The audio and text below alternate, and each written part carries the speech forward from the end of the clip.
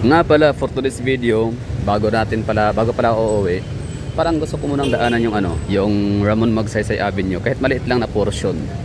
Kasi di ba parang konti lang yata yung mga vlog natin diyan sa area na yan. So ito pala yung intersection ng CM Recto, JP Laurel and Ramon Magsaysay Avenue. So Ramon Magsaysay Avenue sa ating right, kung saan makita natin yung Arc of Friendship, yan Arc of Friendship ng Chinese. And ito namang diretsuhin natin, ito yung JP Laurel Avenue. Walking distance lang ay makakapunta na tayo ng Gaisano Mall of Davao. Yan yung parang may yan, malaking gusali na yan yun, yung parang may dilaw, yellow na parang Christmas lantern or Christmas light pa tawag dyan. Basta parang ginaya niya yung yung sa may Makati, Rockwell Makati, na parang kinabitan yung mga gusali.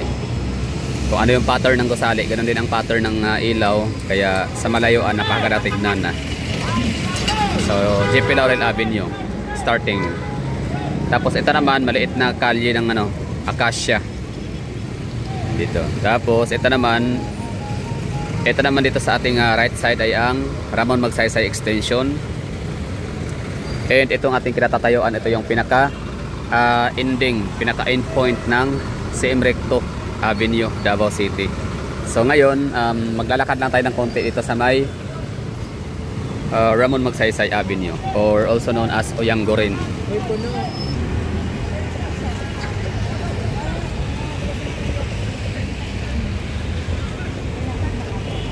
So dyan na area na yan, Ramon Magsaysay Avenue, walang masyadong tao.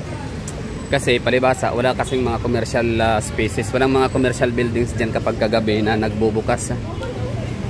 Pero dito muna tayo konti, silip tayong konti dito sa may harap ng STI. Tawid muna tayo dito sa may Acacia, Jollibee Acacia Magsaysay. So may bago na itong gusali, pero hindi pa siya open. Ano kaya yan? Open Taylor Living Open. Ang ganda pa naman ng disenyo ng building, pero ano kaya ang diyan, mga paninda nila or ano kaya yung mga binibenta or produkto. Well, nasa harap pa tayo ng tapat na tayo ng STI College, So buhay na buhay, survive yung natin dito, mga natitinda ng mga quick isawan, kasi estudyante marami kumakain.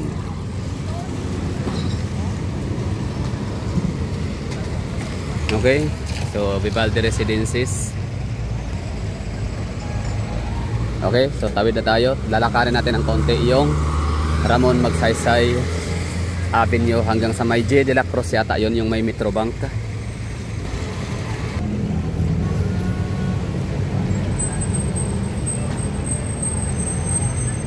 So ito yung pinaka-busy din, isa rin to sa pinaka-busy crossroads or crosswalks.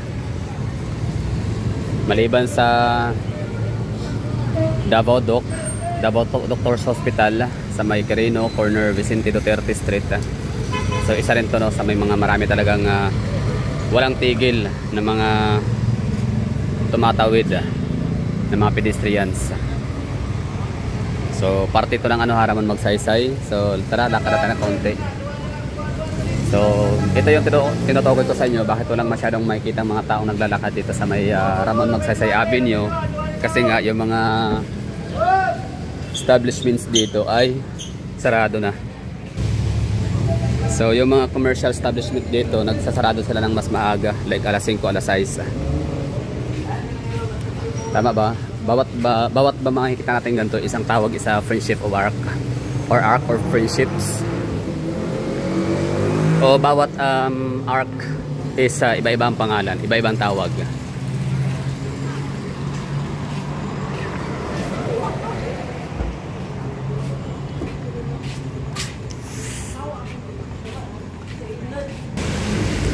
So hindi lang pala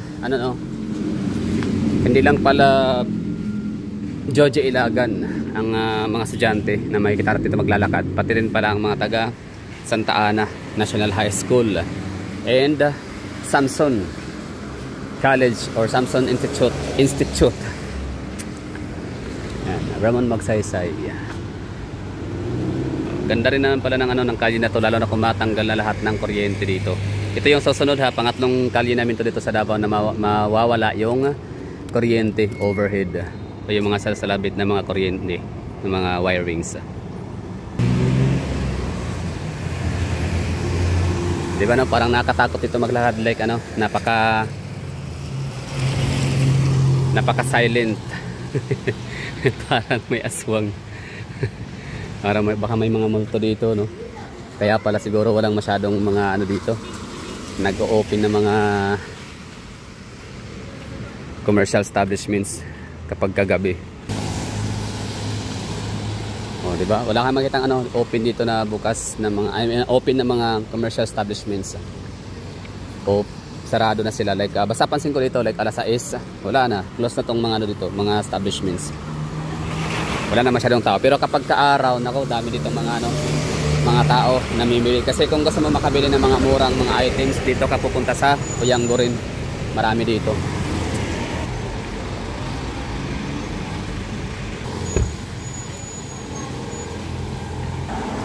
Dito mo mahahanap yung mga murang bilihan ng mga gamot, bilihan ng mga ano, mga hardware supplies.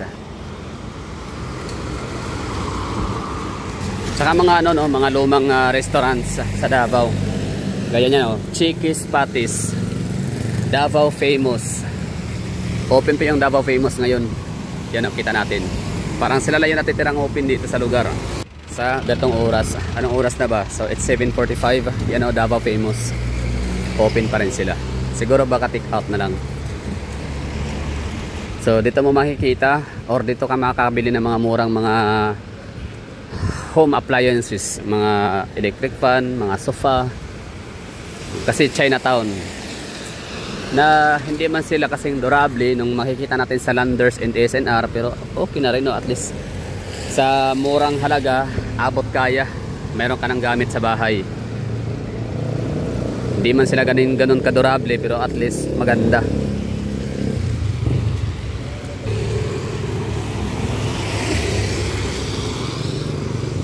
Siyempre lugar din to ng ano no, mga napakaraming bangko, lahat yata dito na yata no. Metrobank, Security Bank, Maybank, Swiss Bank, Robinsons Bank, lahat no dito na, wala ka nang hahanapin, lahat ng bangko located sa may Chinatown. Amesco Drug, meron to dito. 'Di ba, pinakamurang ano, bilihan. Tsaka yan, Amesco Drug. So kung sa Manila matatagpuan yung mga murang mga gamot, mga butika, talagang ano, bagsakan talaga ng mga butika sa may Santa Cruz, Manila. So dito naman sa ano, Davao City ay ang Uyanggo rin or Ramon Magsaysay. Murang prutas, bilihan ng mga pako, hardware, basta kompleto Ricardo sa ano, Ramon Magsaysay Avenue. So thank you for watching. Dito na tayo, uwi na tayo sa at gagawa tayo ng ano, ng content na about yun na nga, yung appearance ni Carlo Nograles sa INC kahapon, INC Rally or National Rally for Peace dito sa Rizal Park ng Davao City. So tingnan natin yung ganap din ng Davao City kahapon right after ng pag-dismiss no, or pag-adjourn, kiss adjourn no, basta dismiss ng ano, nung kailang event like early as 7 something pa lang, wala na, tapos yung ano, yung kailang pinaka-event, uwian na. So mga tao, mga taga Davao City na mga INC members, sila yung makikita natin sa mga kalye, nag-aabang ng mga masasakyan pa uwi. Kasi Davao City, napakaraming ano dito INC, ang daming mga lokal dito. Bilangin ko lang for example, meron tayong ano, Malvar, Fatima, meron tayong GPK Baguio, Bunawan, meron tayong Bukana. So ano pa ba yung hindi ko nabanggit no? So mamaya no, pag-usapan natin yan kung bakit ganun na lang kadami yung mga INC members na makikita natin dito sa Davao City. Hindi kasama yung ano, siyempre yung mga taga-probinsya na mga INC, kasi meron silang mga sasakyan, mga buses and vans na inuupahan pabalik at papunta sa Davao City, or papunta sa Davao pabalik sa kanilang ano, probinsya from their respective regions. Okay, so yun na, thank you for watching. So at least nung nakita ko, napipakita ko sa inyo yung ano, itsura ng Ramon Magsaysay Avenue sa gabi. So busy siya sa araw. Isa sa napaka-busy kalye ng Davao City kasi nga puro talaga to dito commercial establishments, no? Mga bilihan ng mga hardware, pintura, pharmacy, bangko, lahat-lahat dito na, no? Pero the moment pagka alas 6 ng gabi, wala na, sarado na lahat. And yun. Wala ka nang makikitang mga tao masyado dito na tumatambay, naglalakad or yun na nga, namimili.